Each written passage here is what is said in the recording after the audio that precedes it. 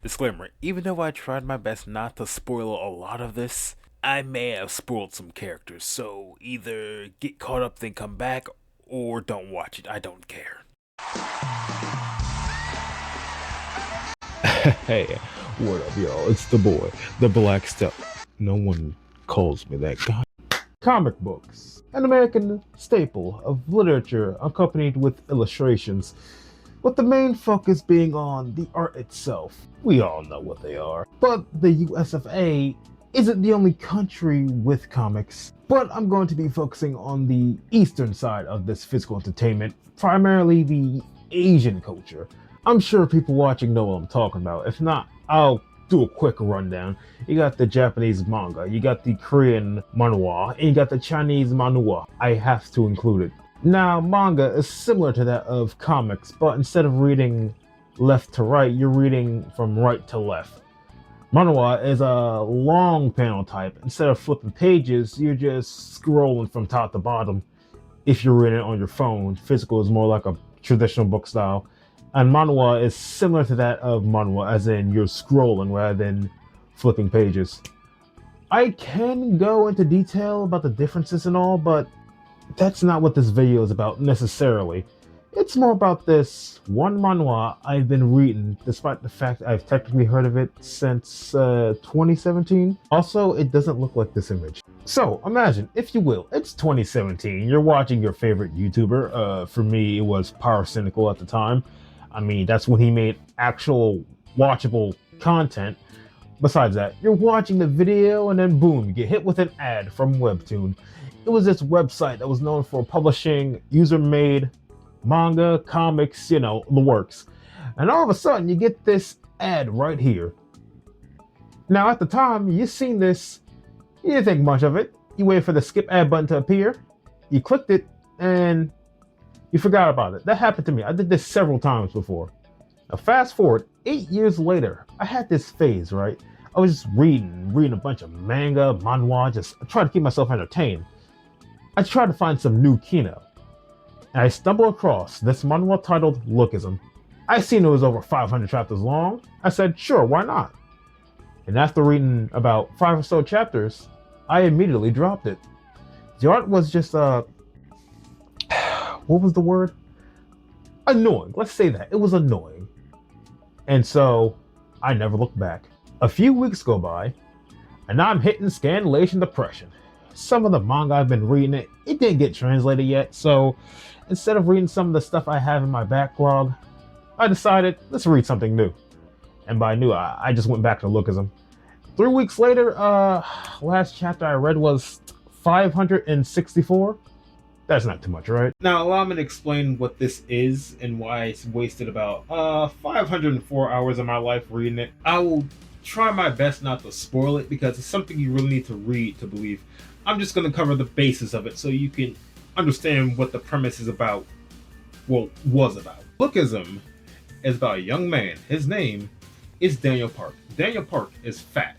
Daniel is ugly. He has no sauce. He has no riz. He pulls no bit. And worst of all, he lives with his mother. So Daniel here hates his life because he is fat, worthless, and is constantly being bullied by Messi? Messi? What the And remember what I said about Daniel's mother? Well, she's the type to stand by him and in front of him. No matter what happens, his mother is always defending him. Now that's a W moms right there. However, defending him also means embarrassing him. And Daniel here suffers from secondhand embarrassment because his mom has to save him from these bullies. And in turn, Daniel hates her. He gets better. You just trust me here. So Daniel here decides he wants to move out, start anew, and his mother supports him all the way. She's going to cover all the finances so he can start his new life. His new life in a shack on a mountainside. Beggars can't be choosers, I mean, yeah. So, after moving into his new home, he's going to start a whole new life, make all new friends. They'll all change when he met Zach. Sorry to detour for a bit. I just got to make a little financial announcement. Now, I need everyone watching this video, if you're planning on reading it, or if you're reading it and you need to find a reason to continue reading it, listen. Do me a favor, okay? invest in Zach Coin. Invest in Zach Coin. Okay? I know just from the chapters that you've probably read, he doesn't seem like all that. He seems like a piece of shit. I get that. I need you to buy, alright? Don't sell, buy and hold and give him some time. Because Zach goes through some of the best character arcs I've read. So trust me when I say invest in Zach. You will thank me later. He's back at square one again. A fat, ugly bastard who everyone makes fun of. And like all ugly people, he cries himself to sleep. But when he wakes up, something different happens. He wakes up in a new body. This one, oh no, it's more sleek. It's more muscular. It's more handsome in a way. Yeah, Daniel here has two bodies. And after realizing that Daniel here has two bodies, he decides he's going to use the handsome body to make friends at school. So yeah, Lookism is about beauty standards and how handsome, beautiful people are treated more. No. It stopped being about that a while ago, and I'll get to that when I get to that. So Daniel's plan as of now, he's going to use his handsome body to make friends at school, and he's going to use his ugly body to stack up some money. Well, I mean, at the start, Lookism was about the beauty standards in high school and all that, but now I don't even think the school was mentioned at all. So it took that beauty standard story and broke the mold into something else. I don't know what to call it. It's something else. Now, I don't want to make the grave mistake of spoiling the story to anyone who wants to read it or is reading it, because the shit that happens is you really need to read it to believe it. So I'm just going to give you some ideas of how Lookism developed as the years went on, just so you can see it's not about the school stuff anymore. So let's see. We have school drama. Yeah. We have bullying. That makes sense. We have school romances. Of course. There's a talent show. Yeah. That was the basic. That was like the early chapters. Now we're not limited to there's body mutilation. We have brainwashing. That's brainwashing. That's a good one. We have gangs. Not like high school delinquent gangs, like street gangs, like gang warfare and all that. I think a couple people died in some chapters. Yeah, so let me see. There's a prison arc with a character. I'm not going to say who it was because but when you read it, you'll see it, and it's something, all right. It really shows you how the prison system works, man. Which is another. No, I'm not going to do that. Wait, hold on. I forgot. There's also fighting. Yeah, the story it changes rather quickly, but not that quickly. Now you'll get to good stuff in about, I'm gonna say 100 chapters or so. Matter of fact, here's the perfect segue. Now, when I was reading this on the site that I was using, someone commented how to all the new readers, don't drop this. It picks up around chapter 197. Well, yeah, I do agree that around 197 it does go somewhere. It does get interesting. Let's just say, in my opinion, it picks up around chapter 53. That's when we get the backstory to a character in the series named Vasco. I just have to say this. Vasco is the best boy. Vasco is the greatest boy. I will lay down my life for Vasco. I will never fail, because if I fail, that means I failed Vasco. Put Vasco in the White House, put Vasco in the museum, just give everything to Vasco. Vasco is king. Vasco is the top 5. Vasco is the Lord himself. Vasco, okay? Look out for him. So yeah, the characters here are the best part of the story, so I'm just going to give my top 5 real quick so you can understand why I stuck around for so long. Alright. No, in no particular order, of course. We got my king Vasco, okay? We got my nigga Zach, alright? We got my motherfucking dog Jake Kim, okay? Put some respect on his name. The GOAT Jay himself, alright? And of course, the coldest motherfucker of all, Manager Kim. That guy. Be on the lookout for that guy. If you want a series to read with some cold ass motherfuckers, with some cold ass niggas, where you can pick it up right now. And now for the elephant.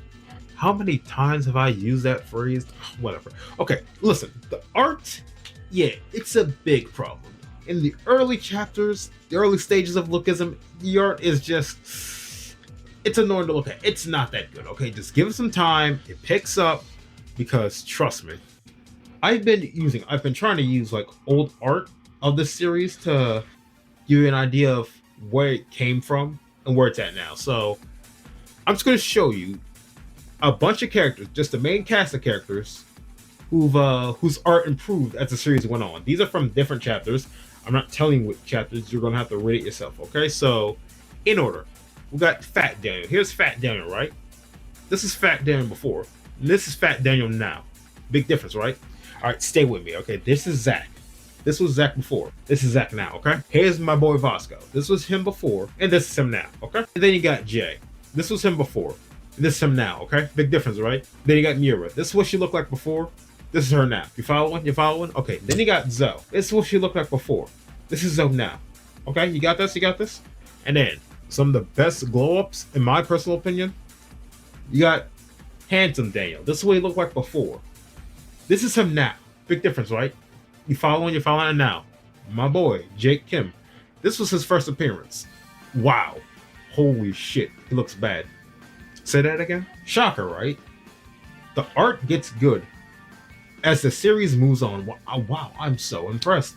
I mean, I gotta give it to them. The fight scenes, I really like how they're drawn. I gotta give it to the attention to detail. Looks good. The action, it's like you can see and feel, not really feel, you get what I mean, but you can feel the action on the panel. Looks great, and the coloring as well is just the fuck am I looking at? Okay, so if you're familiar with the typical shonen fighting manga comics, whatever, you know that one of the most reoccurring jokes is homoerotic humor. I mean, Ippo has it, Baki, well, while not well known for it, it is better known for it. Now you see here in Korea, when it comes to the manhwas, one of the most popular genres is BL. I'm not explaining what that is. You can't be that dense. So when you take the shonen fighting manga and you combine it with manhwa, you bet your ass Lookism has a lot of homoeroticism within the pages. Now, let me just show you some of my least favorite moments within this because I had to see it. You do too. You want to know? You want to know what the crazy thing is? It becomes more prevalent when the art improves. What you trying to say here? Okay, so there's this big burly some bitch. His name Lang Jin, and he has a scene right where he's meeting the King of Basan. Okay, he has his crew. They're talking and all. They meet him right. The door opens. They meet him, and did he really have to be naked and all this? I mean, his business is out and everything, and then he tells him to do what now? Okay, was that necessary? I mean, that whole arc in of itself, where he was involved, is just zesty as all hell. I mean, there's this one scene right here was just I mean, okay, man, really, was that necessary? Any of that? Just zesty, just a little zesty. I mean, I can forgive it, but we have Gun here. Gun, he's the equivalent of Lookism's Goku. I mean, look, if you read it, I mean, like, well into it, you know. So now I'm not trying to say much. I'm not trying to say anything, but he says he's not in the guys. Okay, but when he was fighting Handsome Daniel a few hundred chapters back, he said these exact words. Now, I think someone's lying. I think somebody is lying. And when he hangs out with his good friend Go, they seem to be close, a bit too close. I mean, being naked in a robe around your homies, that's not gay, right? It's not gay, of course it's not. And now we have to talk about the zestiest character of them all, and it's not even his fault. Samuel So. Now, Samuel here used to be Jake Kim's old gang member. He decided to split and do his own thing. That's on him, good for him, I guess. Whenever he's on screen though, let's just say a couple things happen. Okay, so his chest seems to be getting larger every time, not just that. Another thing, whenever he and Jake Kim are in scenes together, they just give off a certain energy, just a certain vibe to them, you know? It's just, I don't know, some desires somewhere, something burning, something itching. I don't know, but yeah, there you go. You tell me. And now I am obliged to do this because this scene right here is just too funny.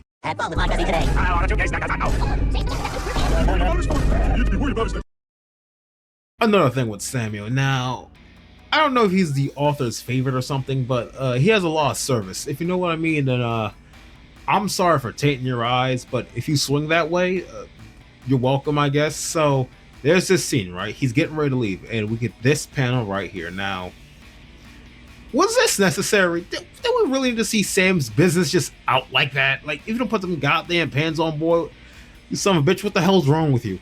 Don't worry, it gets a whole lot better. Because in one chapter, Samuel and Eli Jang, they're about to fight in a bathhouse.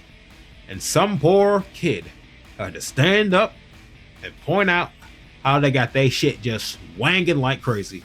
Did we really need to know this? Okay, this is the world before we knew that information. This is the world after we knew that information. See the difference? We did not need to know any of that. Thanks for showing me that. I'll do something with that information. I don't know. And we cannot forget Tom Lee. Oh, Tom Lee. Now, even though he's in Lookism, I feel like he would fit perfectly fine within the Bakiverse, which allows me to segue into my next topic. Now, I've been thinking about this a whole lot. I've been thinking so much, you know. I've thinking so much, I even had to ask a friend who's well versed in Baki what he thinks. He hasn't read Lookism, so some help he was. So I took it upon myself. I did the research. All the thinking. I had this question in my head for so long.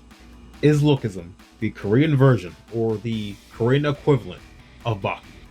I haven't read Baki. I haven't watched it either. I've just seen manga panels and clips that are out of context. And yes it is. So yeah, if anyone's interested, I mean, you can go off. You can go ahead. If you're still reading it, go ahead. If you're still not impressed or invested, I'm gonna have to use my ultimate move. For those who still aren't convinced, my ultimate move. Here's what I'm gonna do. I'm gonna make one of those fight analysis videos, man. But instead of actually, here's what I'm gonna do. I'm gonna do fights that are out of order and out of context. I'm gonna talk about one fight that happened here, another fight that happened there, not even the same order, style, or anything like that. This will be my last ditch effort to actually convince someone to read it. If not, then I guess I failed. Shingen out here proving that one man is all you need as he's ripping people apart with his bare hands, mind you. And you try to think to yourself, how did he lose the gap wrong again? Like, did Daniel just deliver a belt to ass? I gotta call CPS, he's doing way too much, get him out of here.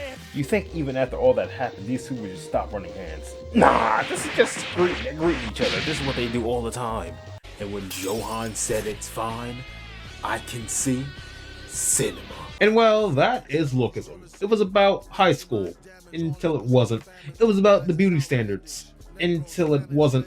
It was about Daniel, until it wasn't. I mean, he's still there, but he's not really the main focus with all these characters that come and go and all.